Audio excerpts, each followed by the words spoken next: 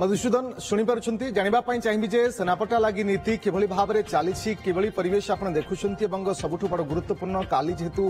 महाप्रभुंकर स्नान पूर्णिमा तेणु उभय समस्त निजोग भितर समन्वय किभली रहिबो प्रशासन तो किभली सहित किभली भाव में कोऑर्डिनेशन रहिबो यही गुरुत्वपूर्ण।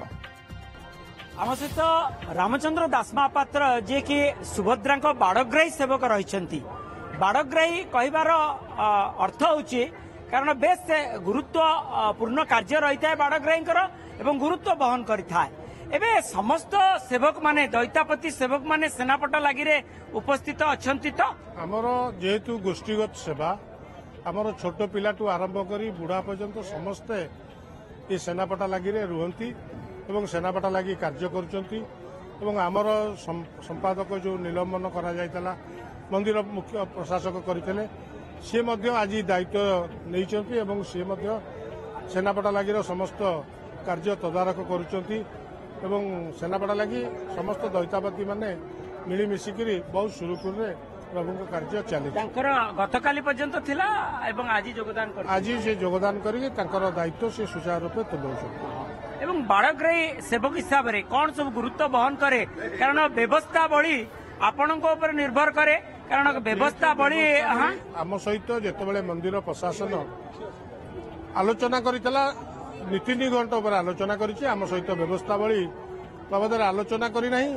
जिते छत्तीसा निजोग आसला आम कही दैतापति निजोग सहित आम सहित आलोचना न करी व्यवस्था बड़ी आम कौन व्यवस्था बड़ी बाबद किसी संपर्क में आम कि जान व्यवस्था बड़ी किसी परिवर्तन जो होता पहंडी कार्य पहंडी दल गठन पहंडी दल फल आम जाना पहंडीर संपूर्ण दायित्व हूँ दैतापति मानकर एवं बाड़ग्राहीर संपूर्ण दायित्व दैतापति माने नेबे एवं ठाकुर को सुरुखुर रत्नवेदी स्नान मंडप को आने स्नान मंडप अणसर घर को नहीं जावा दायित्व हूँ दैतापति दैतापति सुचारू रूपे तुलेबे सेवक माने पहंडी दल शुणु व्यवस्थावली कौन रे कौन ना मुझे बाबद मंतव्य मुझे जानी दे पारि नहीं से बाबद आप मुख्य प्रशासन को पचारे सी कहींपर कौ कौ सेवक रे कौन करें सब गोटे बद आसे जितेबले जल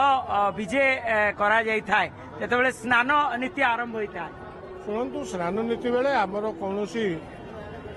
ठाकुर को बसैला ठाकुर सामने छिड़ा आमर दैतापति निजोगर निष्पत्ति प्रकार कौन